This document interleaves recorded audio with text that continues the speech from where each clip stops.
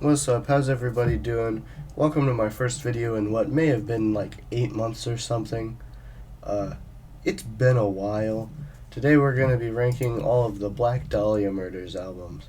They're one of my favorite bands, and I've listened to most of their discography quite a few times, so I figured I could give a good, explanation here.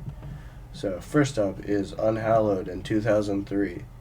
This one is, of course, their first album, and it's definitely like, growing pains or whatever, still trying to find their style, but it means a lot to me just because the riffs are really good, and it was one of the first ones that I really got into, so I'm going to put it in fantastic. Not exactly their best album, but, very, very good.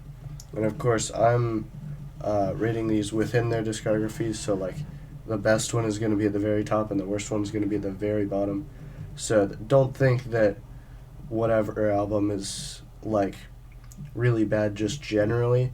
It's just compared to the rest of their stuff. All their albums are like, I don't know, a 8.5 or something and up out of 10 probably. Next up is Miasma in 2005. This one is definitely barred by not good production. It was produced like any metalcore album of the time, which they were not at all, even though some people kind of lump them in. And I personally haven't gotten too much into this album. I've listened to it quite a few times, but it doesn't really stay in my head. But, what I remember in my head when I think about it was pretty good, so I'll put it in great tier. Still not the best. Now we have Nocturnal in 2007. Now this is where they really hit their stride and started being the Black Dahlia Murder that we know today. This album has some great songs, some of their best, in fact. Everything Went Black, Death Mask Divine, What a Horrible Night to Have a Curse, and even the title track is really good, and I don't think it gets enough recognition. This one's gonna have to go to Imperfection. It's what I think is their best album, probably. Next up is Deflorate in 2009. Trevor himself didn't really like this album too much. He thought it was them going like a little too technical, which I get. And there's not too much interesting about the album. It's just kind of more of the sound, but a little more technical, and nothing too stand out. I'd probably put it in really high and good. It's still a great album, of course, but there's not too much that really memorable in there, Although I Will Return is one of their best songs, and I think the first one I ever heard, if I am correct.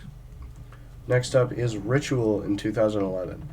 I've heard a lot of people rave about this as like their best album, but I'm not that big of a fan. Moonlight Equilibrium is good. There's a bunch of good songs on there, but it's a little long for me. It's like 47 minutes or something, 10 minutes more than like the rest of any of their albums. And I think a lot of their charm at the time was just that they like get in, get out, and do what they have to. Don't like waste any time. Like, no fat on the bone. It's all just the meat, Gotta make food references with your death metal. Otherwise, it's not a ranking. It's good, and I'll put it in good tier, but there's definitely some better stuff. Now, Everblack, 2013. This is kind of in a similar vein to Ritual. It's, that more traditional death metal within their melodic death metal sound, I guess. That makes sense. And, they're starting to stray away a lot from their original, formula and stuff. Trying new things, which of course they're going to try new things this far into a career. They're already 10 years in at this point, if not more, because they started in like 2001 or something. And,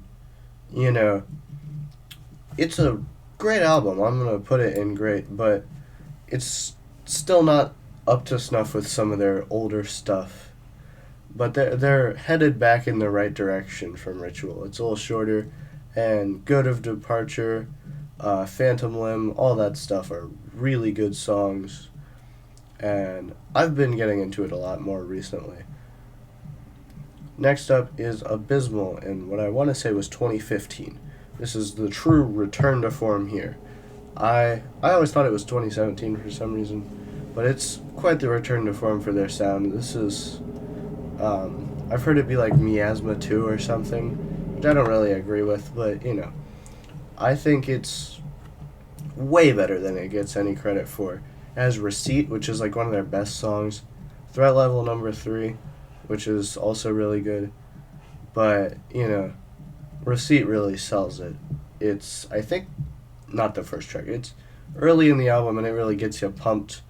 It's a pretty sad song when you know read the lyrics, knowing what happened to Trevor a couple of years later, or yeah, what he did.